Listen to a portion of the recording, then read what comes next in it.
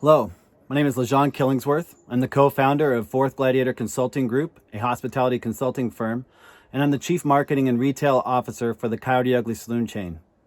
This video you're about to see is not in an official capacity and has nothing to do with my companies. It's coming just from me, a guy that's worked in the hospitality industry since the 90s. And like many of you, I've been struggling with this whole situation with COVID-19. We've been closed since March and we're struggling to find a way to reopen.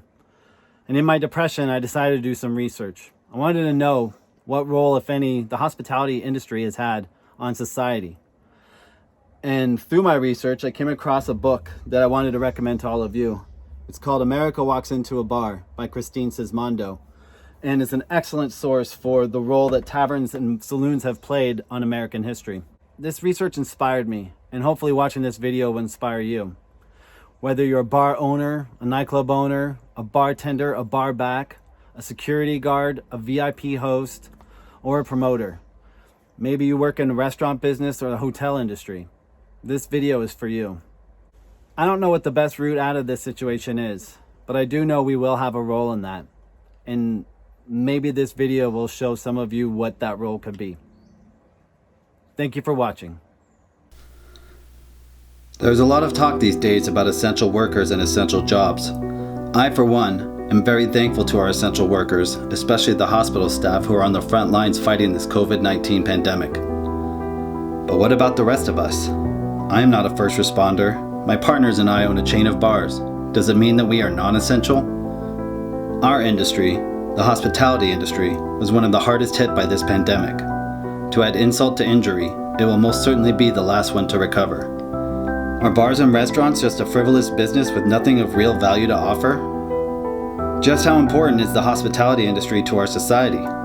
What role, if any, has the tavern owner played in human history?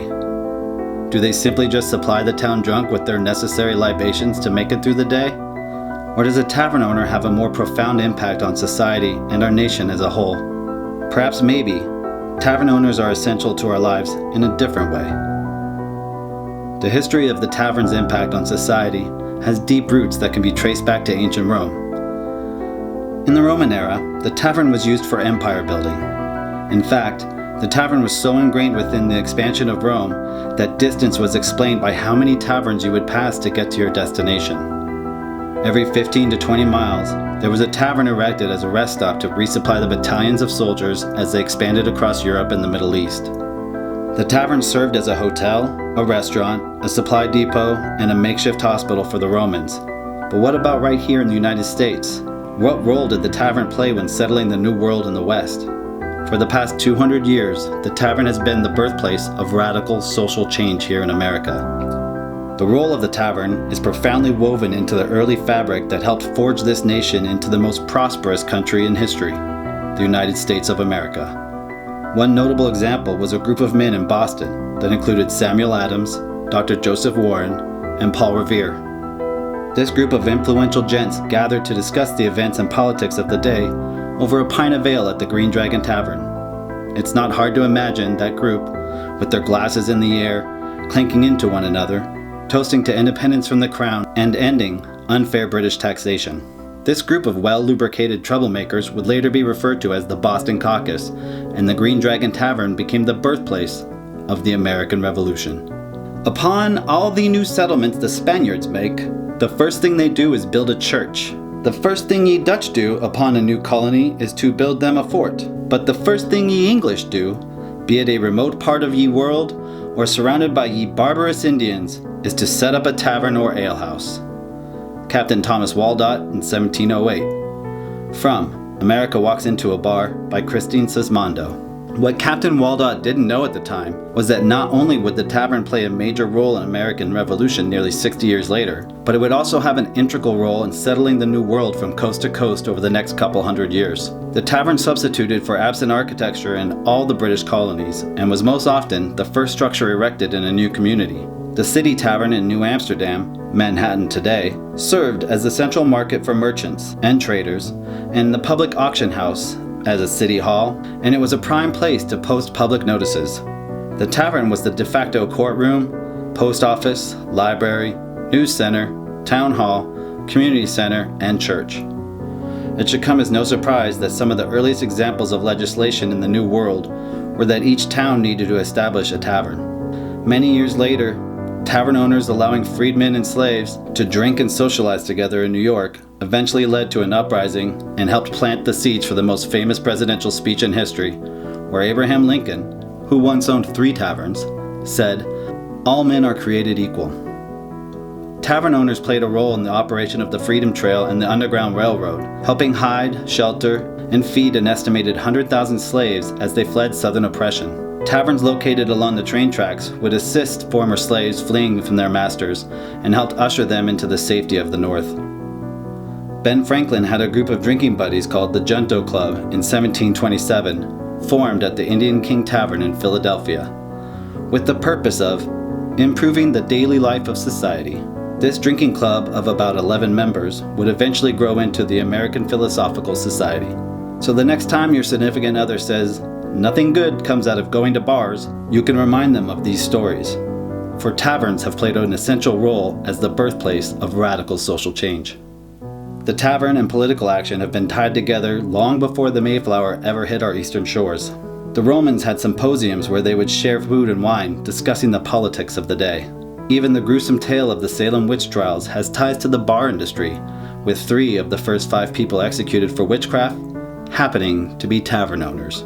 They were upset about an unfair tax levied on them by the magistrate John Hawthorne. This may be our nation's first example of rural versus urban politics, and it was the tavern owners that first pushed back. In fact, tavern owners have a colorful history of revolting against and subverting unjust laws. Rules controlling bars, alcohol consumption, and the act of toasting go back to the Roman era. In the USA, racism heavily influenced the regulation of the bar industry. Some of the earliest laws about drinking in the United States were targeting and banning Native Americans from drinking in bars. These rules would later be extended to other ethnic groups, indentured servants, and eventually women. These rules were generally accepted because of the rampant stereotypes that labeled these groups as being unable to hold their liquor. Tavern owners and famous American lawyer Clarence Darrow fought the Ku Klux Klan in the 1920s. Most people are unaware of the relationship between the KKK and Prohibition. There was a revival of the Ku Klux Klan, and membership was exploding under the guise of enforcing Prohibition. The Klan's main target at the time were immigrants from Southern and Eastern Europe, especially the Catholic ones. Many of the advocates of Prohibition, who were white Anglo-Saxon Protestants, were also tied up in anti-immigrant and anti-Catholic groups because they were not thought of as real Americans. The Anti-Saloon League felt that immigrants were threatening the U.S. way of life with their foreign drinking habits and their wild saloons.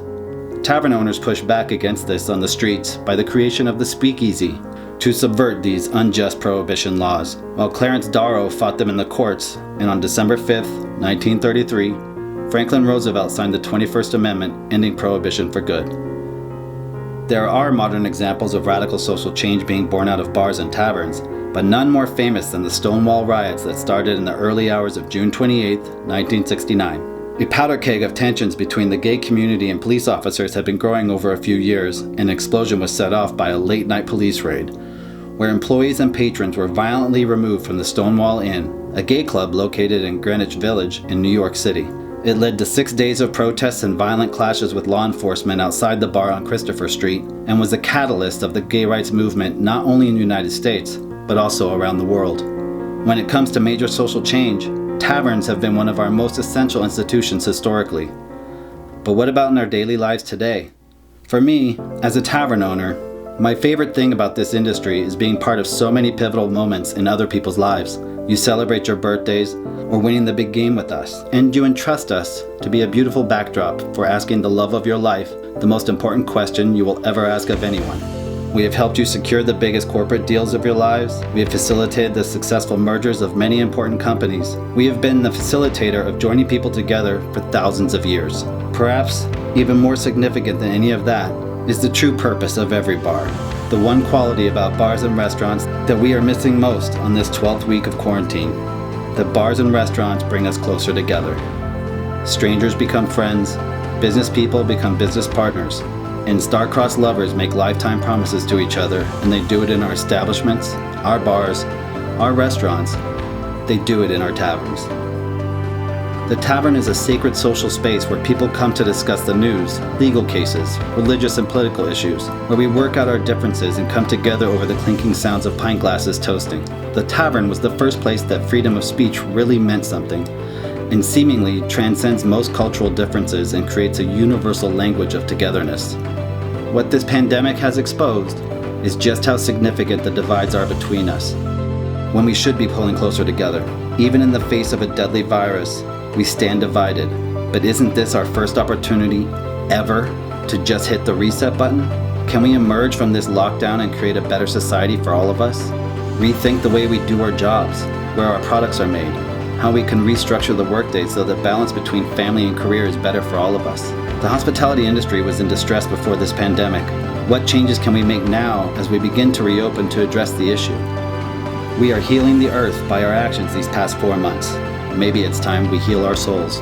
We as a nation have always been at our best when we stand together. No politics, no parties, just Americans standing united, creating innovative solutions to the greatest problems facing humanity. When we work together, we accomplish great things. We reached for the stars and we walked on the moon. What our role is as tavern owners during this COVID-19 crisis is still yet unclear. Some of us have been able to pivot our businesses in incredible, innovative ways to help our nation find our footing during this pandemic. Others of us are still struggling. We are struggling because we have been told to do something that goes against our very nature. It goes against every ounce of our character as tavern owners. We are being told to do nothing. We have been told to close our doors, to put the stools up on the tables, not because it's the end of the night, but because it's the safest way we have of protecting ourselves by not being around each other. We have been told to fall on the proverbial sword and shutter our bars until it's safe to open them again. It will end many of our careers. It will shutter some of our favorite restaurants for good. We are committing financial suicide so others can live. We are doing it because the experts say it's the right thing to do. We have always sacrificed our own safety for the greater good. This mental fortitude is in our DNA. DNA that has been forged by the evolution of the tavern's role as a catalyst for radical social change throughout history. The Roman Empire, the British Empire, the Wild West, Prohibition, the KKK, and police riots could not break our spirit. We have always found a way to persevere. Just like we had a role in defeating a tyrannical monarchy, in defeating slavery, defeating prohibition, and continuing our fight in defeating bigotry, we will have a role in defeating COVID-19.